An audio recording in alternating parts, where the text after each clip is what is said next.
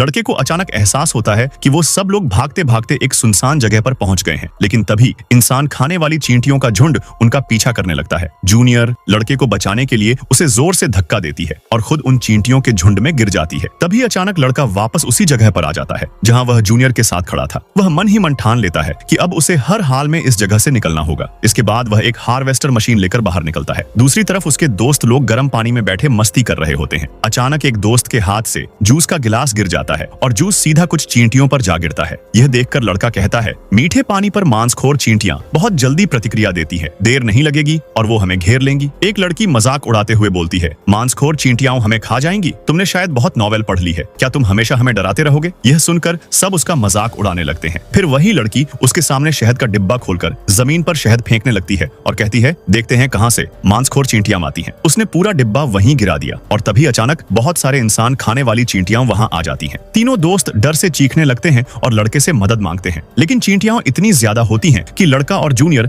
वहां से भाग जाते हैं। दोस्त और गर्लफ्रेंड किसी तरह पानी से बाहर निकल आते हैं, लेकिन पानी में चींटियों ने जहरीला तरल छोड़ दिया था। इसी वजह से एक लड़की पानी से बाहर नहीं निकल पाती और वहीं उसकी मौत हो जाती है। दोस्त और गर्लफ्रेंड लड़के के कमरे के बाहर से मदद मांगने लगते हैं, लेकिन लड़का दरवाजा नहीं खोलता क्योंकि उसे लगता है कि जो कुछ भी हुआ उन्हीं की वजह से हुआ। तभी वहां भी इंसान खाने वाली चींटियों का झुंड आ जाता है और दोनों रोते हुए उससे मदद मांगते हैं। तभी उसे याद आता है कि आगे जाकर वही दोस्त उसे इंसान खाने वाली चींटियों के झुंड में फेंकने वाला है। जूनियर उससे गुजारिश करती है कि वह उन्हें बचा ले। तब लड़का सिर्फ जूनियर की बात मानकर दरवाजा खोल देता है और उन्हें अंदर आने देता है। अंदर आते ही सब रोने लगते हैं क्योंकि उनकी वजह से आज उनका एक दोस्त मर चुका था। तभी गर्लफ्रेंड अपने हाथ को देखती है तो पता चलता है कि उसमें गहरा घाव बन गया है। लड़का उसे समझाता है, ये घाव इसलिए हुआ है क्योंकि नर चींटियों ने पानी में झर छोड़ दिया था। अगर तुम और देर तक पानी में रहती तो तुम्हारा हाल भी तुम्हारी सहेली जैसा हो जाता। फिर वह एक दवा निकालकर लड़की को देता है और कहता है कि इसे हाथ पर लगा लो। इसके बाद वह कहता है, लेकिन हमें सुबह तक रानी चींटी से बचकर रहना होगा। तभी अचानक जोर जोर से दरवाजा हिलने लगता है और सब डर से कांप उठते हैं। दोस्त घबराकर पूछता है, क्या हम सब यहीं मर जाएंगे? लड़का कहता है, हमें उन्हें चारा देना होगा और उनका ध्यान भटकाना होगा, लेकिन वो इंसान खाने वाली चींटियां हैं और उन्हें इंसान चाहिए। यह सुनकर दोस्त का असली रूप सामने आ जाता है। वह गर्लफ्रेंड के साथ मिलकर लड़के को जबरदस्ती पकड़ लेता है और घर के बाहर फेंकने की कोशिश करता है। जूनियर उन्हें रोकने की बहुत कोशिश करती है, लेकिन वे लोग फिर भी उसे दरवाजे से बाहर धकेल देते हैं, जहां इंसान खाने वाली चींटियों का झुंड